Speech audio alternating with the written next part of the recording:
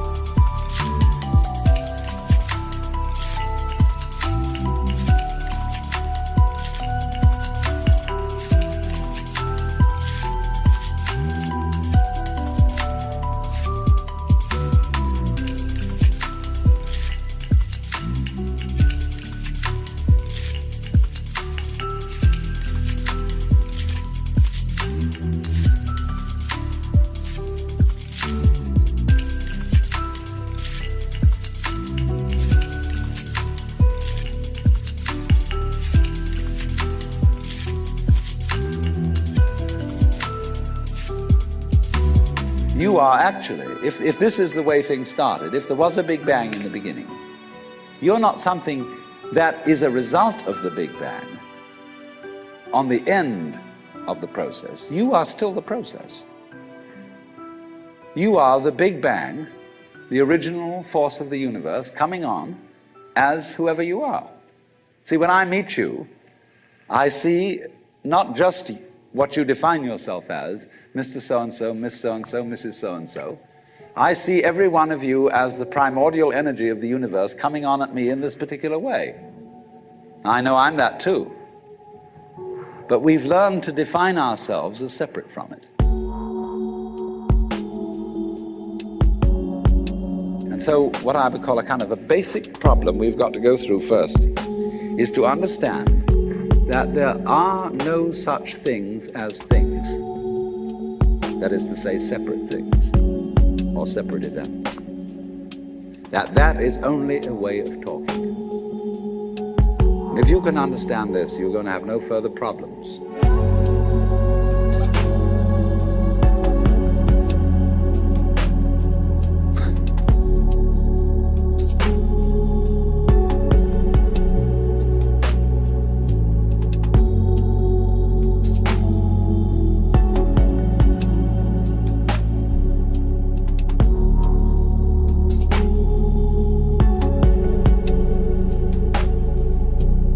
I once asked a group of high school children, what do you mean by a thing? And first of all, they gave me all sorts of synonyms. They said it's an object, which is simply another word for a thing. It doesn't tell you anything about what you mean by a thing. Finally, a very smart girl from Italy who was in the group said a thing is a noun. And she was quite right.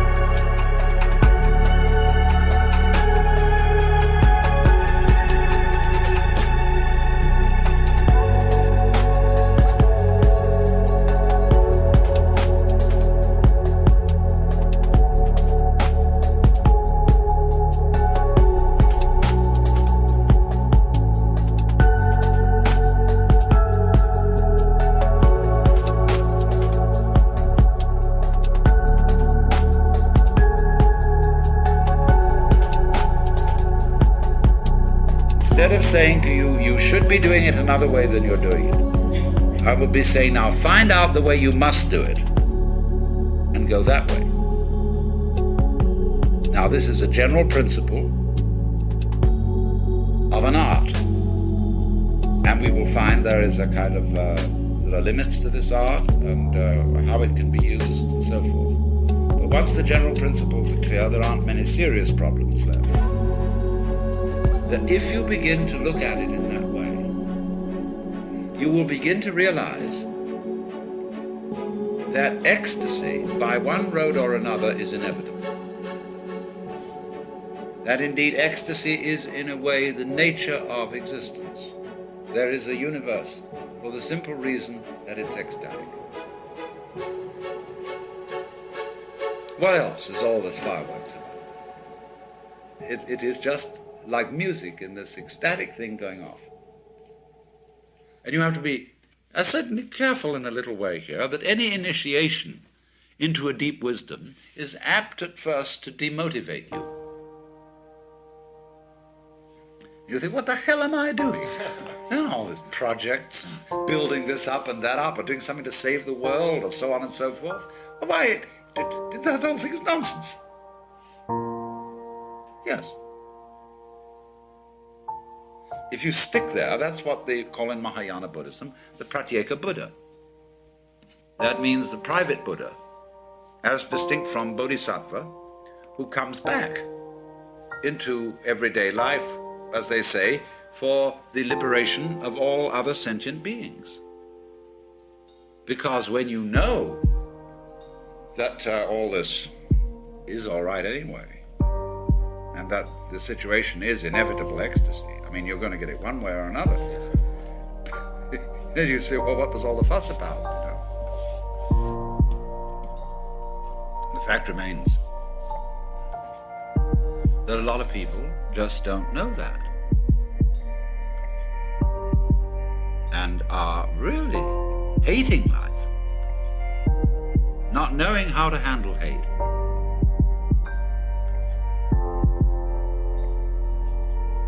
And if you are at a certain point, you know those other people are you.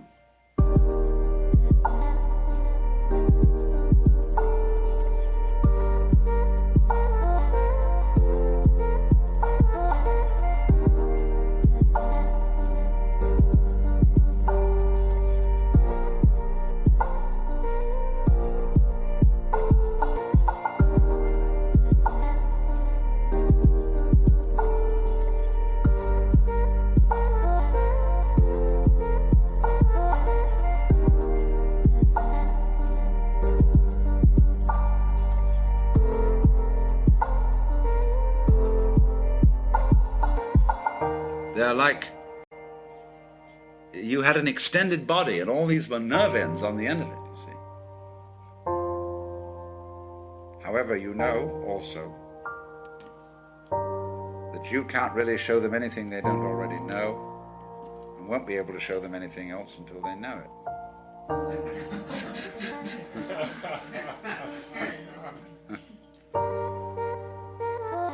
But then the question, what shall I do, has now disappeared. It should have disappeared in the beginning, because there wasn't any real I, there was just the happening.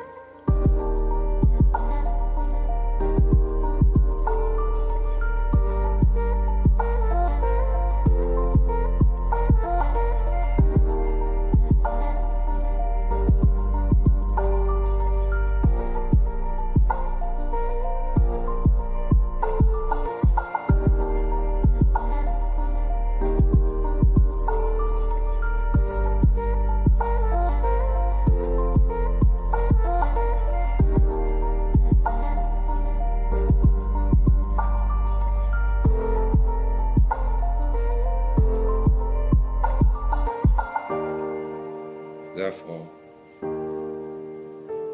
here it is. We'll just call it this. And if you will feel it, the going on, which includes absolutely everything you feel,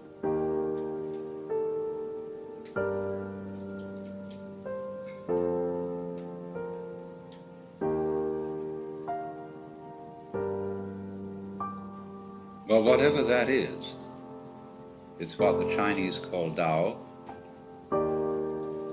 what Buddhists call suchness, or tathata. And it's a happening.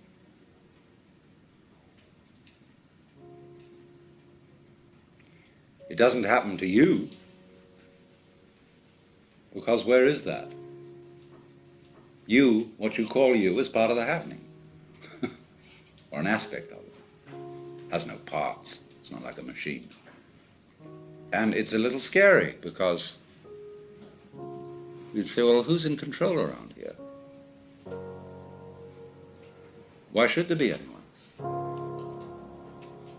Now, that's a very weird notion we have, that processes require something outside them to control them.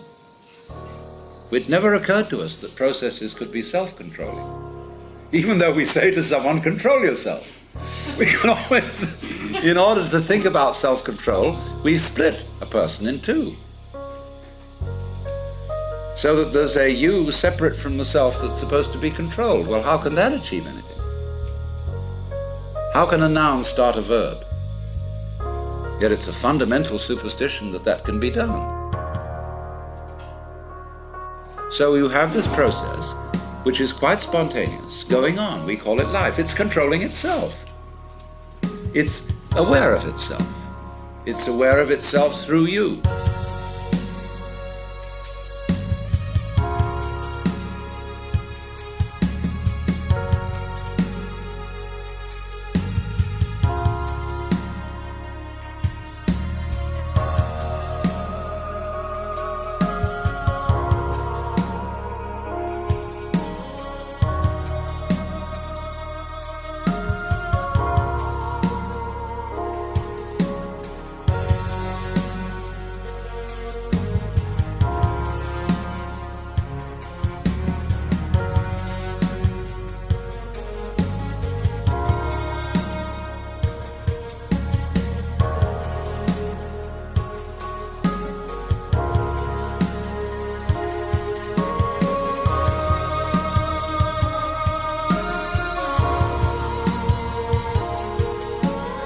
You are an aperture through which the universe looks at itself.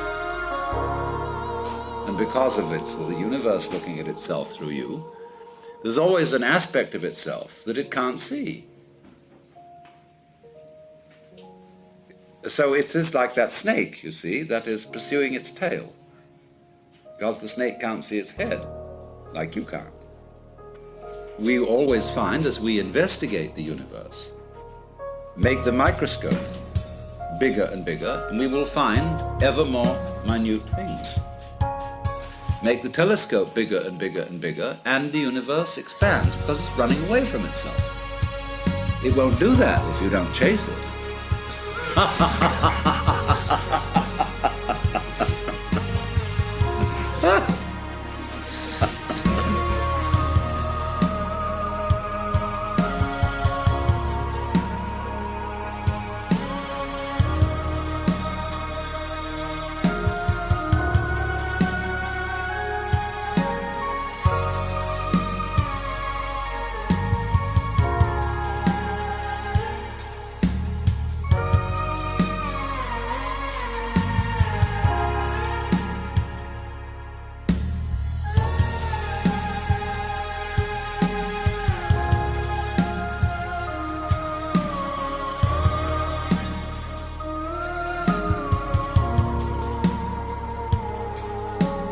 So, it's very simple. You only have to understand that you can't do anything about it. And as they say in Zen, you cannot take hold of it, but you can't get rid of it. And in not being able to get it, you get it. So all these trials that gurus put their students through have as their ultimate object convincing you that you can't do anything. A guru gives people exercises, A, that are difficult but can be accomplished, and B, that are impossible. You'll always be hung up on the impossible ones, but the possible ones you will get a feeling of making progress, so that you will double your efforts to solve the impossible exercises. And then they range things in many, many ranks and levels through which you can advance. This stage of consciousness, that state of consciousness, or think of the degrees of masonry, or so on. Ranks in learning things, the different belts you get in judo and all that kind of jazz. You can do that. And it gives people this sense of competing with themselves or even with others, because of the feeling inside that there is just something I'm missing. And of course, if you are learning any sort of skill and you haven't perfected the skill, there is indeed something you're missing. But in this thing that we're talking about, that isn't true. Because you, as the Buddhists say, are Buddhas from the very beginning.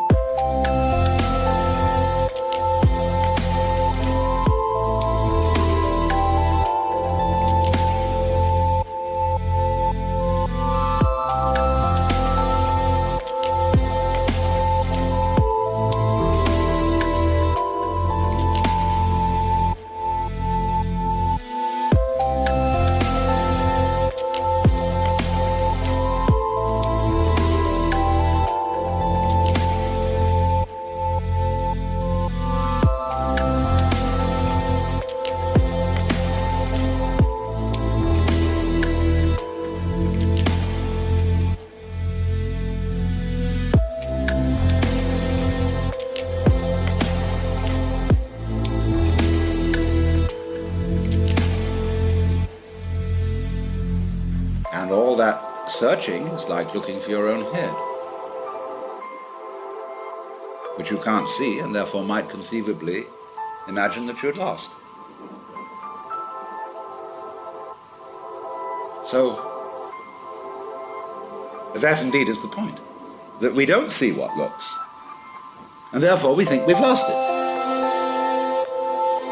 And so we're in search of the self, the Atman. Well, that's the one thing we can't find, because we have it. We are it.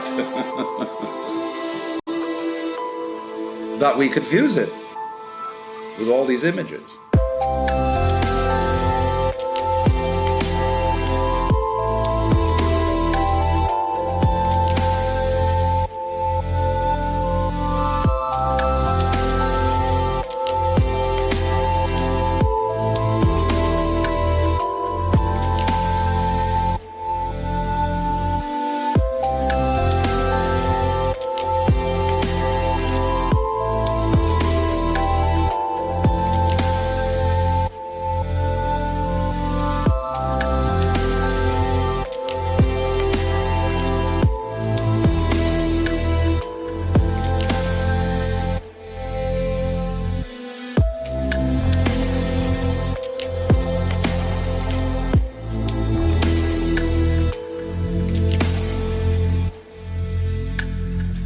For one thing, the idea of a difference between matter and spirit. This idea doesn't work anymore. Long, long ago, physicists stopped asking the question, what is matter? They began that way. They wanted to know, what is the fundamental substance of the world? And the more they asked that question, the more they realized they couldn't answer it. Because if you're going to say what matter is, you've got to describe it in terms of behavior. That is to say, in terms of form, in terms of pattern. You tell what it does. You describe the smallest shapes of it that you can see. Atoms, electrons, protons, mesons, all sorts of sub-nuclear particles. But you never arrive at the basic stuff, because there isn't any.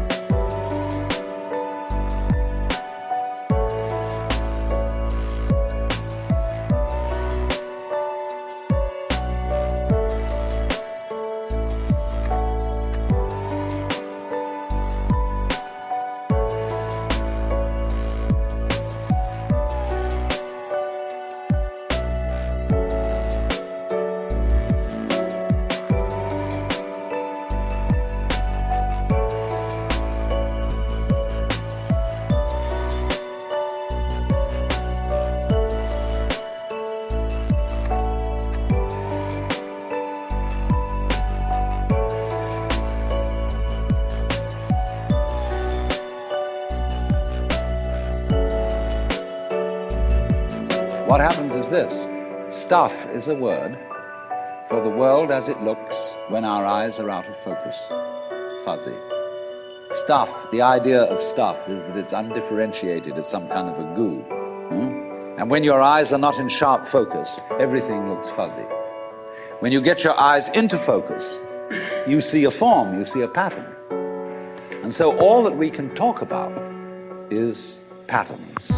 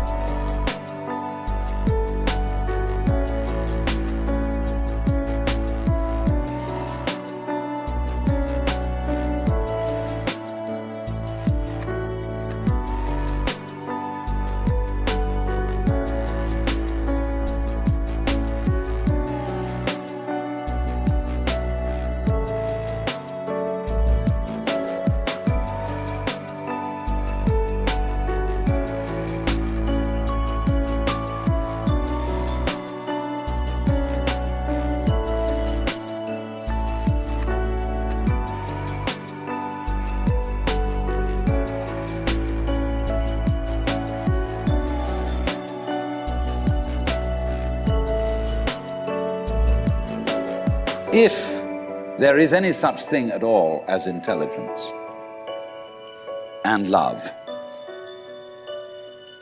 and beauty, well, you found it in other people. In other words, it exists in us as human beings. And as I said, if it is there in us, it is symptomatic of the scheme of things. We are as symptomatic of the scheme of things as the apples are symptomatic of the apple tree or the rose of the rose bush. The earth is not a big rock infested with living organisms, any more than your skeleton is bones infested with cells. The earth is geological, yes, but this geological entity grows people. And our existence on the earth is a symptom of the solar system and its balances, as much as the solar system in turn is a symptom of our galaxy. And our galaxy in its turn is a symptom of the whole company of galaxies. Goodness only knows what that's in.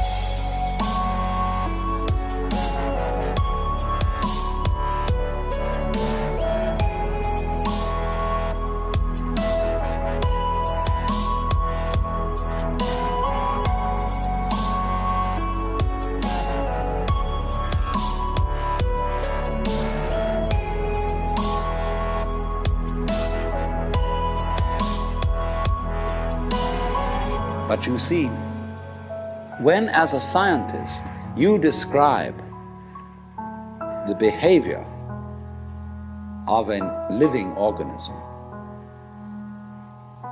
you try to say what a person does. It's the only way in which you can describe what a person is. Describe what they do. Then you find out that in making this description, you cannot confine yourself to what happens inside the skin. In other words, you can't talk about a person walking unless you start describing the floor. Because when I walk, I don't just dangle my legs in empty space. I move in relationship to a room. And so in order to describe what I'm doing when I'm walking, I have to describe the room. I have to describe the territory. So in describing my talking at the moment, I can't describe this just as a thing in itself, because I'm talking to you.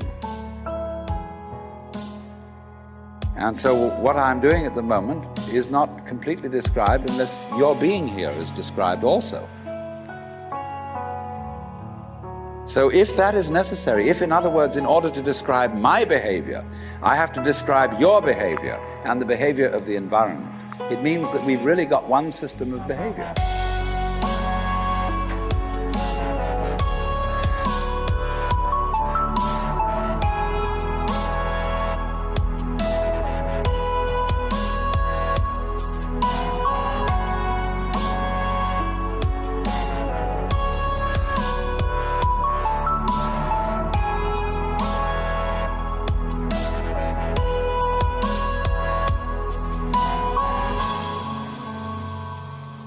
That what I am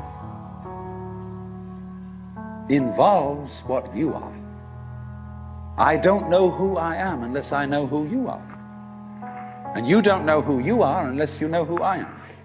There was a wise rabbi once said, if I am I because you are you, and you are you because I am I, then I am not I and you are not you. In other words, we are not separate. We define each other. We're all backs and fronts to each other.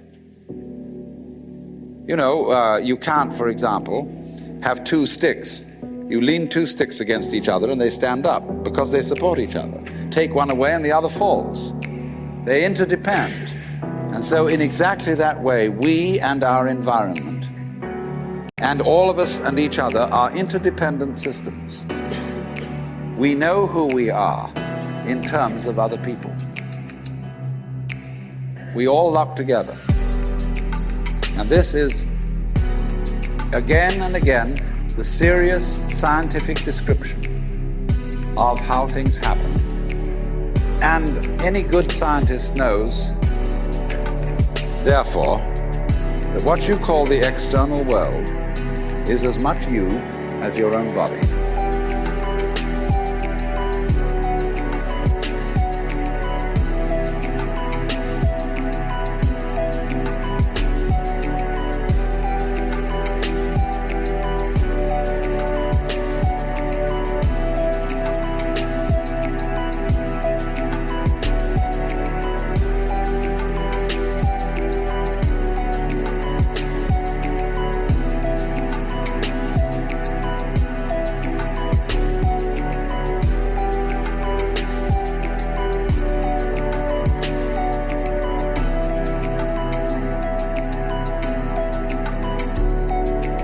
Your skin doesn't separate you from the world, it's a bridge through which the external world flows into you, and you flow into it.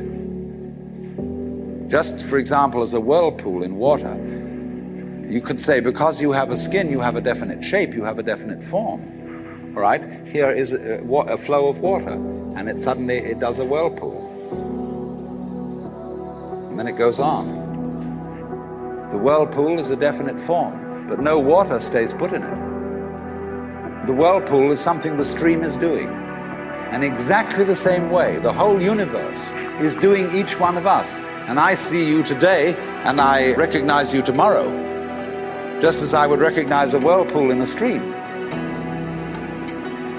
I'd say, oh yes, I've seen that whirlpool before. It's just near so-and-so's house on the edge of the river, and it's always there. So in the same way, when I meet you tomorrow, I recognize you, you're the same whirlpool you were yesterday. But you're moving.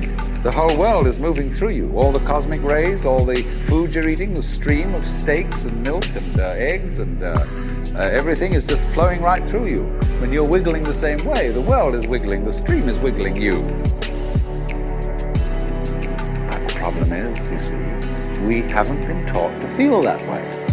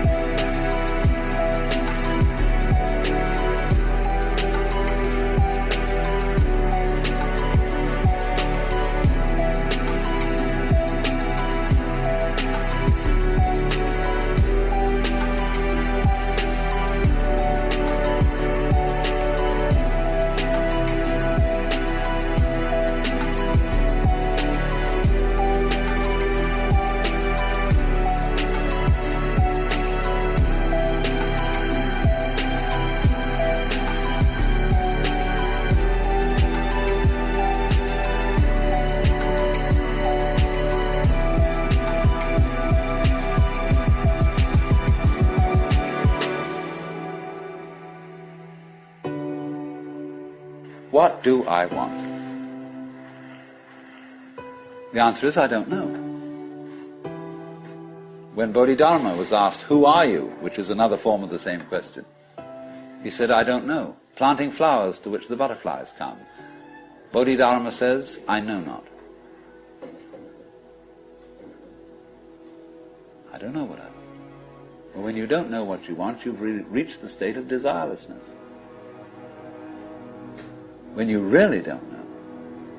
You see, there's a beginning stage of not knowing, and there's an ending stage of not knowing. In the beginning stage, you don't know what you want because you haven't thought about it, or you've only thought superficially. And then when somebody forces you to think about it and go through and say, yeah, I think I'd like this, I think I'd like that, I think I'd like the other, there's the middle stage. Then you get beyond that. Say, is that what I really want? In the end you say, no, I don't think that's it. I might be satisfied with it for a while, and I wouldn't turn my nose up at it. But it's not really what I want. Why don't you really know what you want? 2 reasons that you don't really know what you want. Number 1, you have it. Number 2, you don't know yourself, because you never can.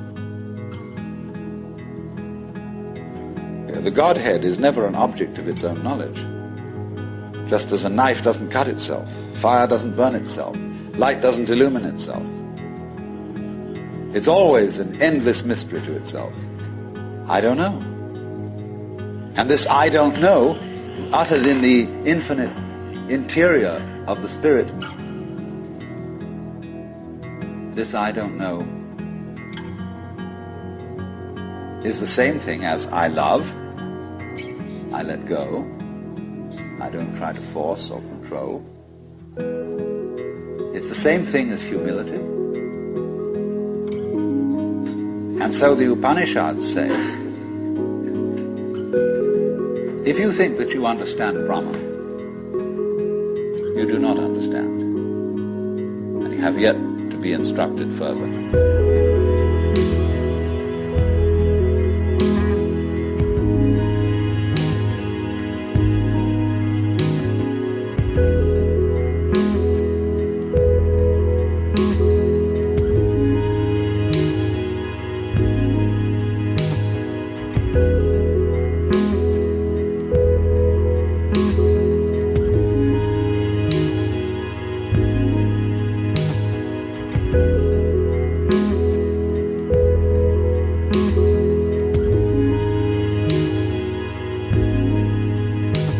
If you know that you do not understand, then you truly understand. For the Brahman is unknown to those who know it, and known to those who know it not.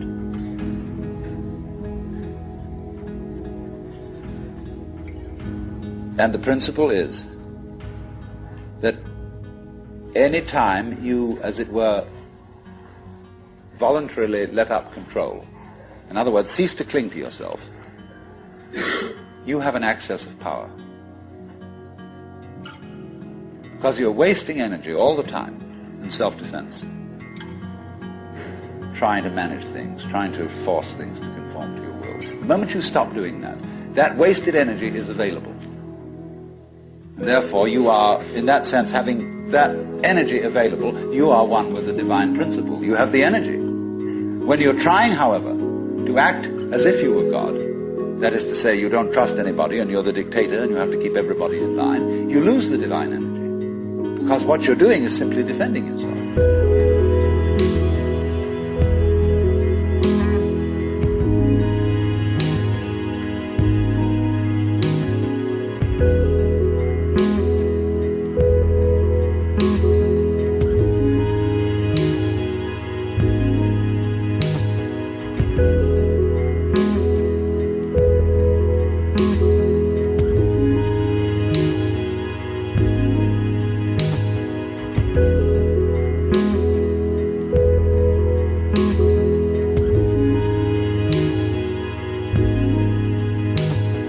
So then, the principle is, the more you give it away, the more it comes back. Now you say, I don't have the courage to give it away.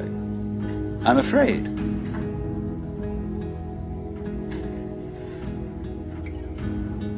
And you can only overcome that by realizing you better give it away, because there's no way of holding on to it. The meaning of the fact, you see, that everything is dissolving constantly, that we're all falling apart, we're all in a process of constant death, and that the world we hope men set their hearts upon turns ashes, or it prospers, and like snow upon the desert's dusty face, lighting a little hour or two is gone. You know, all that Omar Khayyam jazz. You know, the cloud-capped towers, the gorgeous palaces, the great globe itself, I, all which it inherits, shall dissolve, like this insubstantial pageant faded, leave not a rack behind. All falling apart. Everything is. That's the great assistance to you. See, that fact that everything is in decay is your helper. That is allowing you that you don't have to let go, because there's nothing to hold on to. It's achieved for you, in other words, by the process of nature. So once you see that you just don't have a prayer, and it's all washed up, and that you will vanish and leave not a rack behind, and you really get with that, suddenly you find you have the power. This enormous access of energy.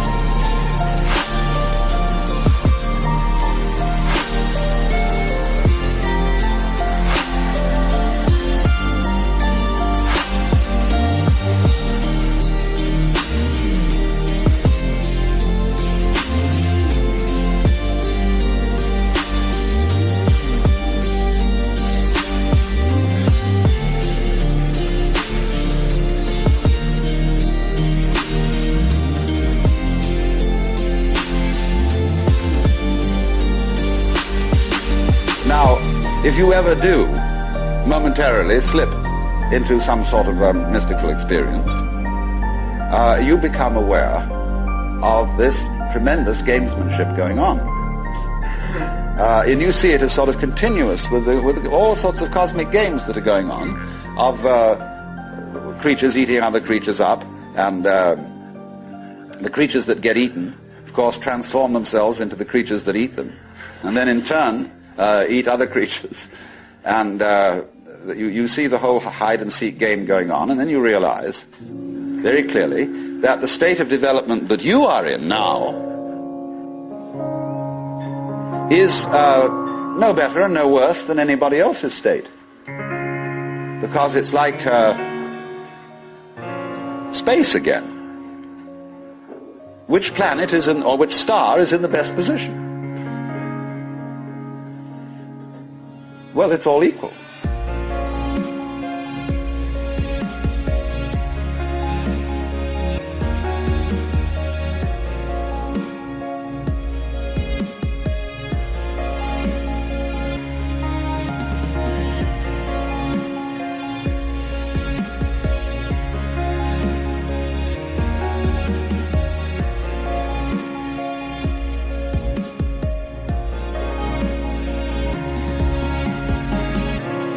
Any point on a sphere is the center of the surface of the sphere. So, in the same way, everybody, in all his behavior, whatever he's doing, whether we call him from a certain point of view sick, or whether we call him healthy, whether we call him good or bad, neurotic, normal, psychotic, sane, all the manifestations are just like the leaves on the trees. And in each being in a unique way is, as Christians would say, manifesting the will of God.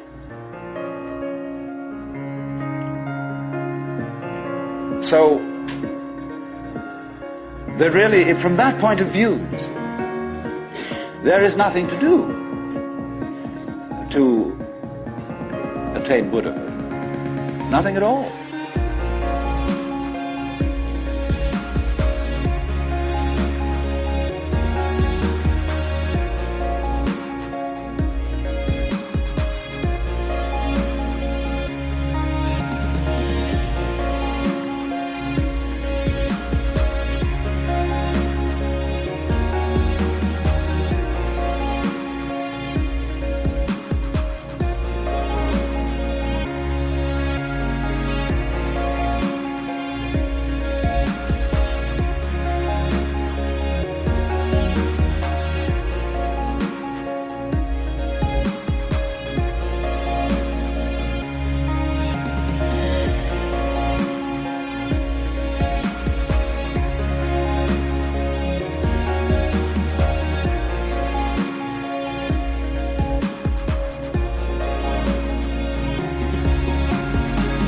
But you see, that's very difficult to understand, because a lot of people, when they hear that there's nothing to do, try to do nothing.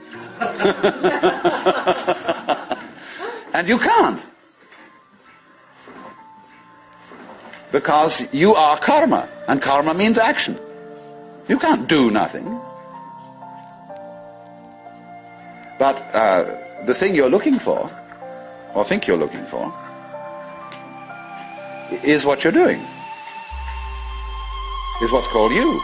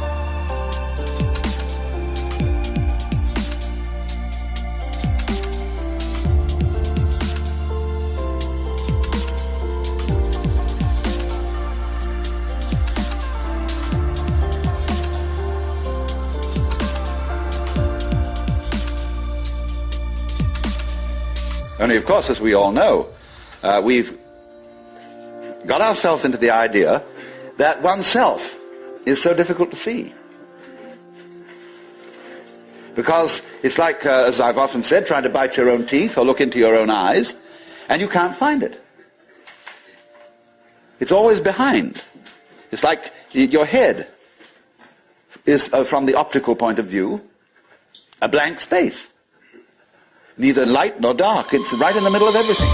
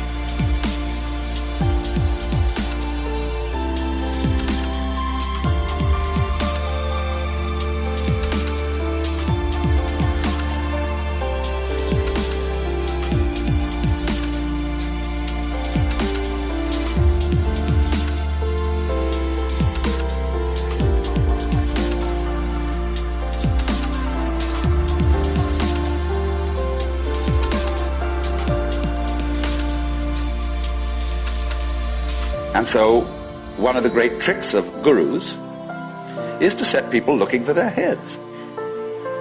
There's a famous story of a king in India in ancient times called Yajnadatta. And one morning he woke up and reached out for his mirror and brought it over.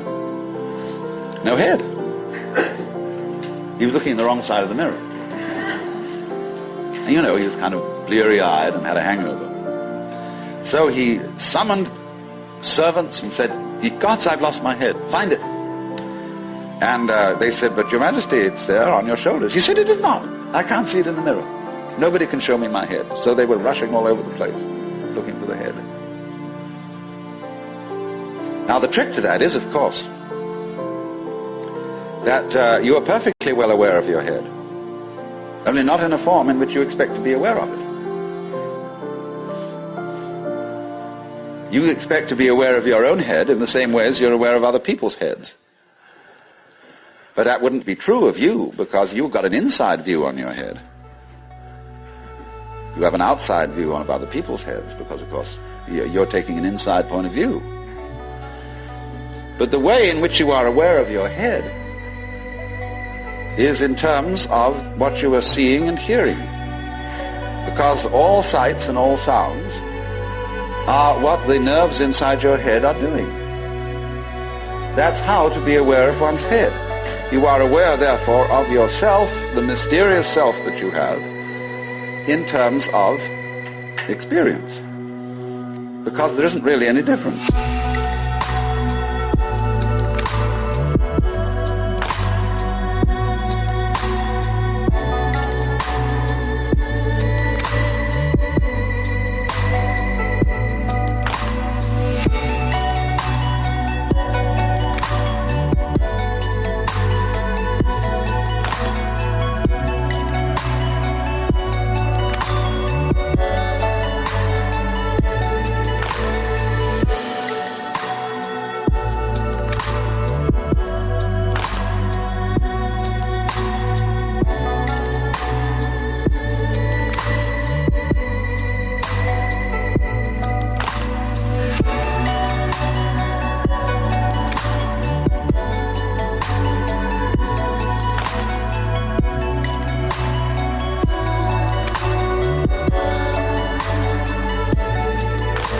But that always escapes people, you see.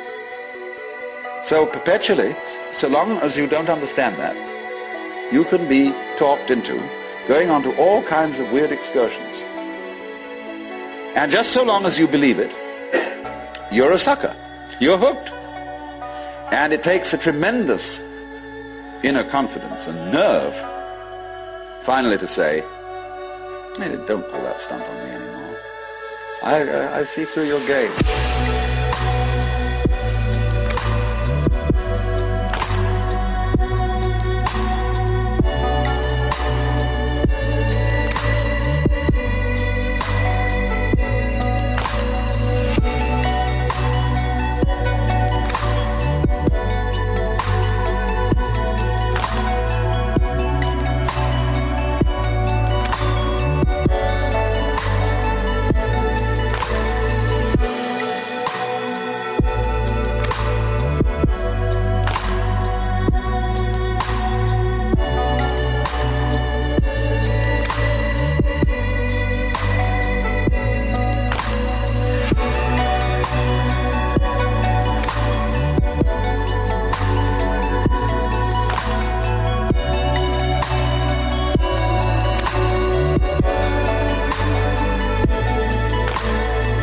And because gurus are very clever at putting you down, but they're just trying to see how strong you are, testing you out, see if they can hoodwink you. So long as they can, you see, they're going to go on doing it, because they're going to get you to the point where they can't do it to you anymore. Then they're a graduate. And so one of Rinzai's students, after he saw Thrid, said, well, there wasn't much in Rinzai's Buddhism after all. Of course there wasn't. He said boldly and straight out, my teaching is just like using an empty fist to deceive a child.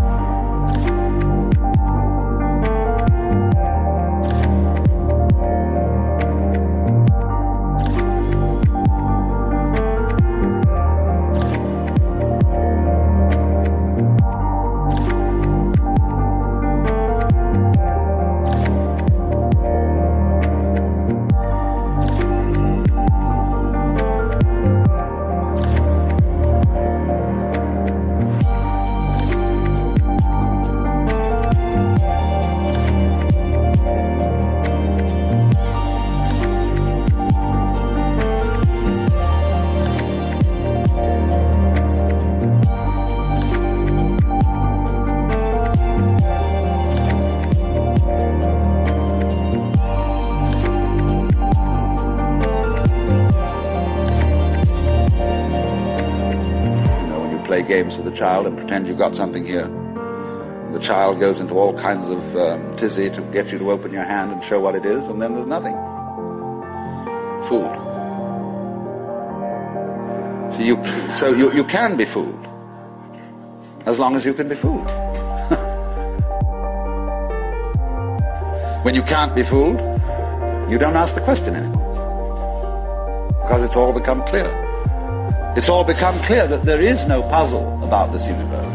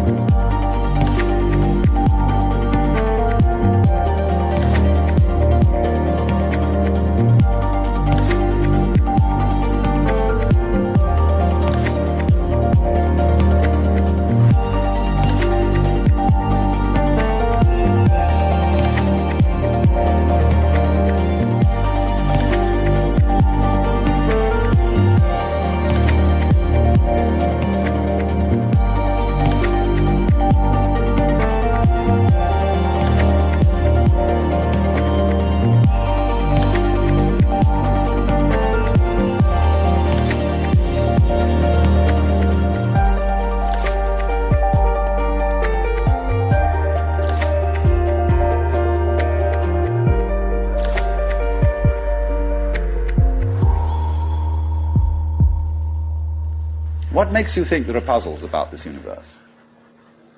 Very simple reason. You're trying to explain it. And when you explain things, what do you mean by explanation? There are several meanings of explanation. There's really one basic meaning. But first of all, to be able to translate what is happening into terms of words or numbers. In other words, to describe. But a real explanation is not just a description. It's a description which enables us to control what we are describing. But didn't we see in the last session that to control the world is not really what we want to do?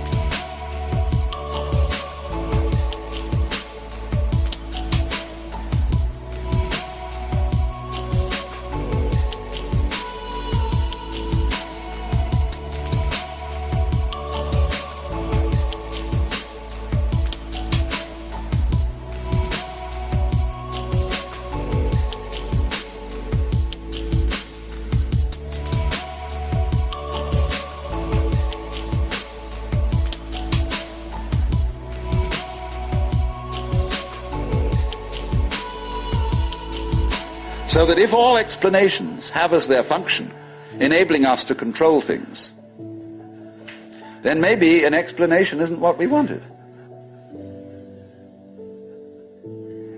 And furthermore, you can very simply see that what makes things complicated is explaining them. When somebody explains to you how a flower works, and he's a great botanist, and analyzes all the innards of a flower, and shows the channels, the fibers, the processes of reproduction, and so on that go on in it, everybody stands fascinated. See how complicated that is. How clever God must have been to create that flower, to have all that complexity going. It isn't complicated at all. It's only complicated when you start thinking about it. Because the vehicle of words is a very clumsy one. And when you try to talk about the processes of nature, what is complicated is not the processes of nature, but trying to put them into words. That's as complicated as trying to drink up the ocean with a fork. It takes forever. And so this intense complexity that we see in everything is created by our attempt to analyze it all. And so what we do is, you see, when we analyze, we use our eyes and ears as scalpels. And we dissect everything. And we have to put a label on every piece we chop off. And so we scalpelize and we get it right down to atoms, getting finer and finer, and we suddenly thought, well, we've got to the end of it, because the word atom means what is not cuttable, atomos. But then we found we could cut the atom, and lo and behold, big fleas had little fleas upon their backs to bite them. And it goes on forever. There is no end to the minuteness which you can unveil through physical investigation. For the simple reason that the investigation itself is what is chopping things into pieces. And the sharper you can sharpen your knife, the finer you can cut it.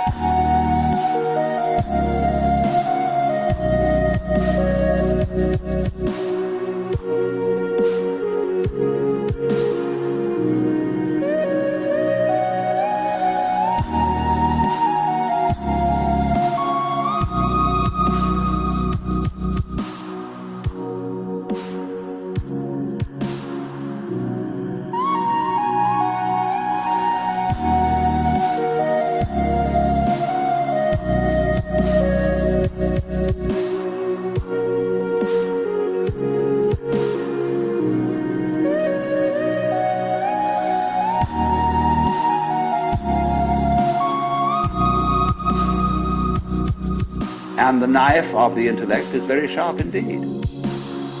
And the sophisticated instruments that we can now make, there's probably no limit to it. But in a way, all that is vain knowledge. In a way. Because you see, what it does is it gives you the illusion that you've solved your problems. When you have controlled certain things and you have solved certain problems, practical problems, you say, fine, more of that, please. Let's go on solving problems. And then you do.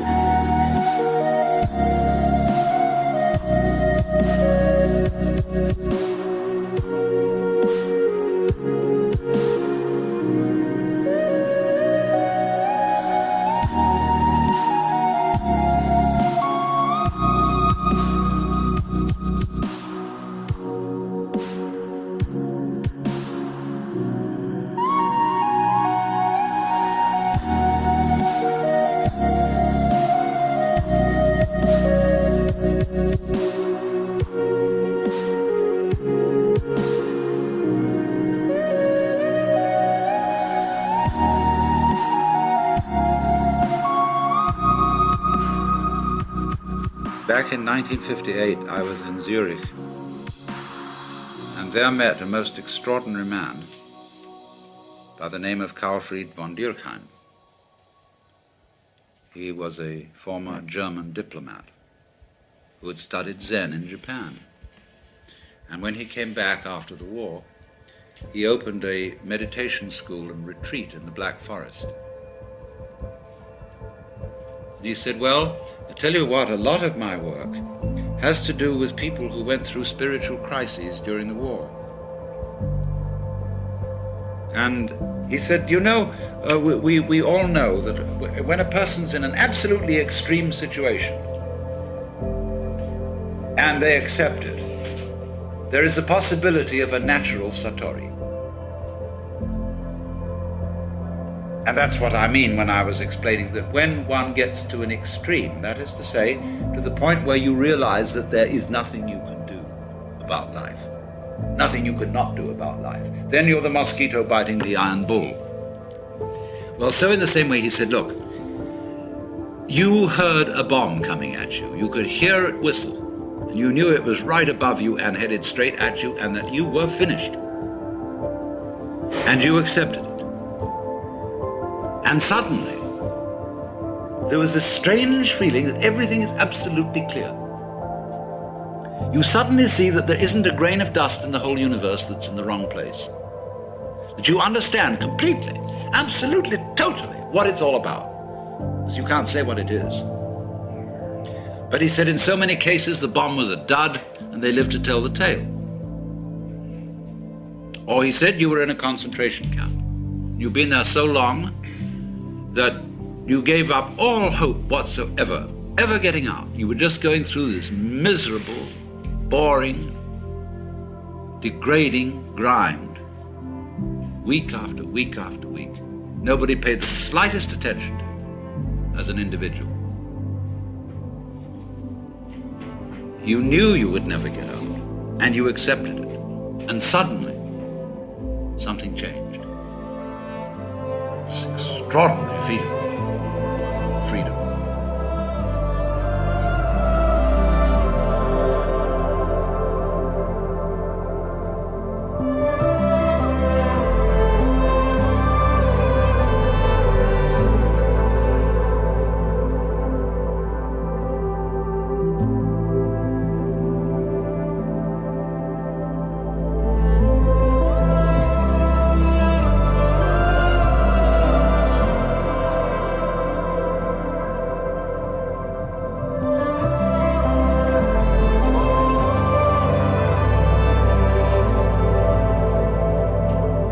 He said you were a displaced refugee. You had lost your family. You didn't know whether they even existed. You were miles from your home. You didn't know whether it existed. You had lost your job, your very identity. You were absolutely nowhere, and you accepted it. And suddenly, you were as light as a feather and free as the air.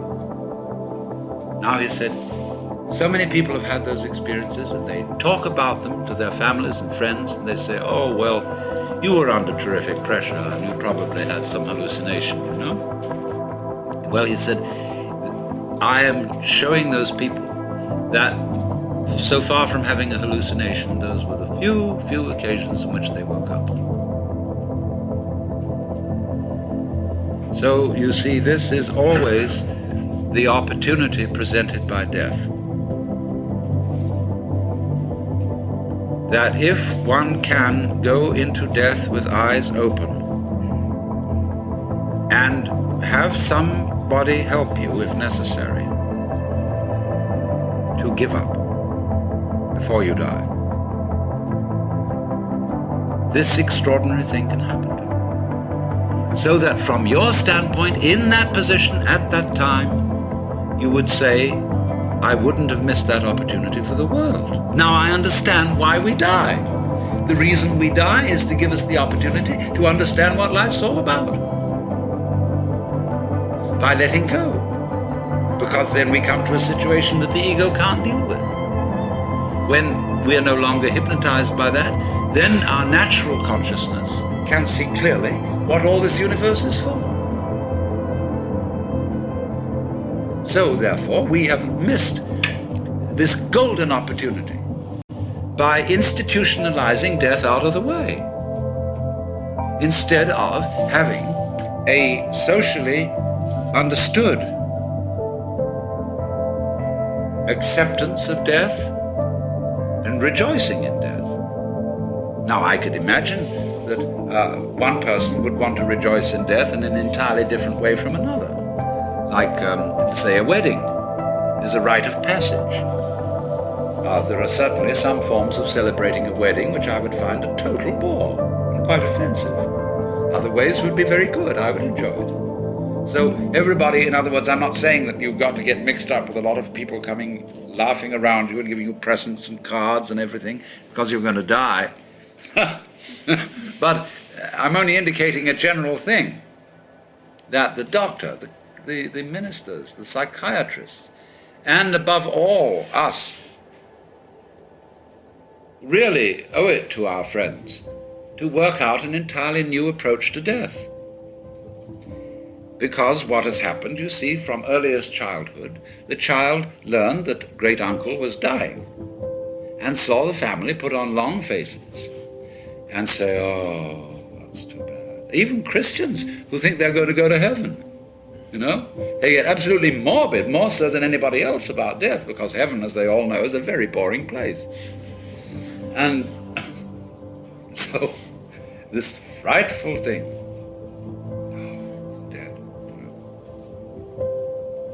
one understands that for the living, to lose someone you love, or even for a dying person to worry about what on earth my wife, my children, my whatever are going to do without me.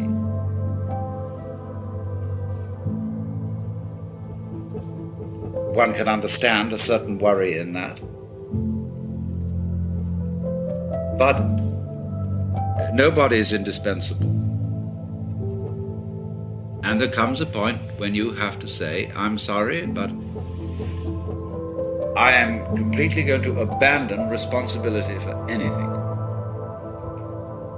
Because there is no further way I can do it. This is another way of that surrender.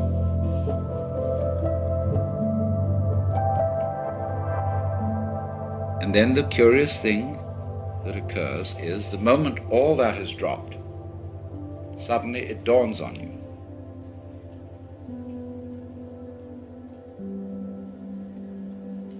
that to be important, existence does not have to go on any longer than a moment. Quantitative continuity is of no value. How long can you hold your breath? Who cares?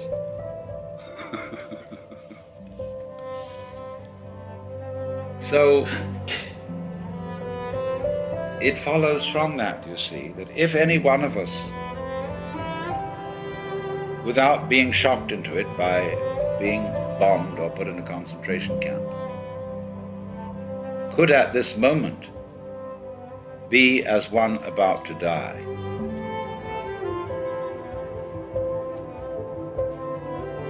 genuinely and honestly,